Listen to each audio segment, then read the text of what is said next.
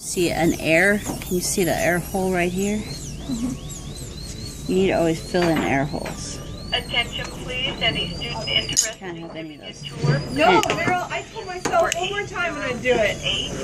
Once again, any student interested in giving a tour? If I slightly call extension plane that, 48028. takes a bunch of the wax off the teeth. Third time. That's the third announcement. So now it's really flat. And then if I want to take the wax off the teeth a little more now,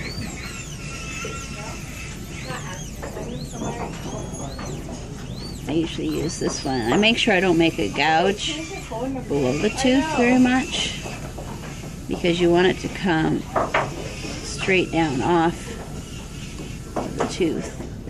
And you want to make sure you don't have any on the metal. So you're going to take any off of the metal. And if you want to flatten an area, you can use the large end of this and just flatten that. Wait until it's cool and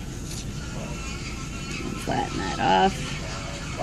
So now it's almost smooth at this point. On the lingual side, you pretty much just want it to go smooth from the tooth down to the wax, with all the extra wax off the tooth. But have it pretty smooth. So if you look from the top, you can see it goes pretty much straight down. Side just goes straight down. Then on the buckle, I need to add a big chunk of wax because I want to completely fill in the area under the premolar. So I just got this warm in the flame. And I'll take a warm chunk of wax, place it under the lateral or the premolar, and then press it up onto the tooth a little bit so that I can create a nice tooth form from the wax. And then take the wax down. Doesn't need to cover the whole metal portion. It needs to fill in between the tooth. Fill in between the tooth and the stone tooth and the denture tooth completely. And then you want it to come down. You never want to cover the land area with the wax.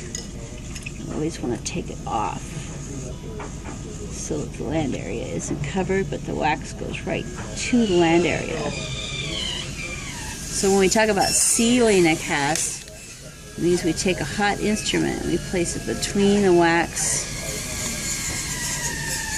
and the cast, and we seal it onto the cast.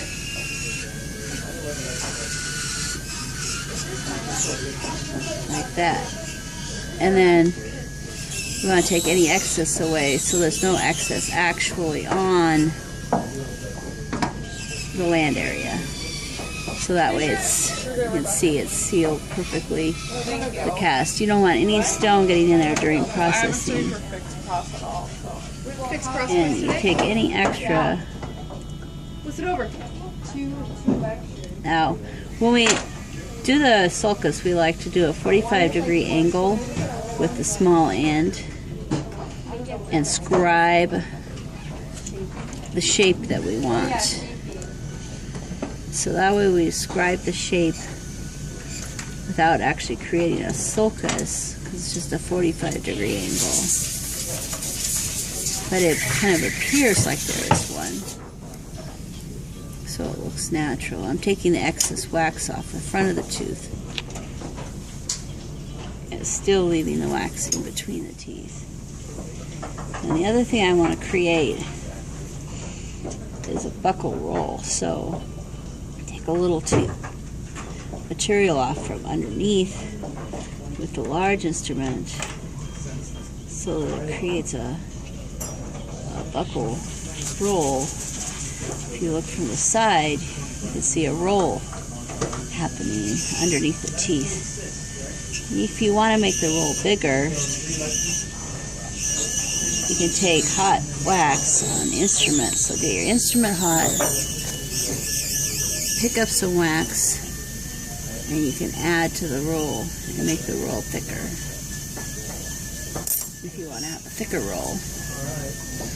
And when you take that and you slightly flame it, yes. Okay, stop.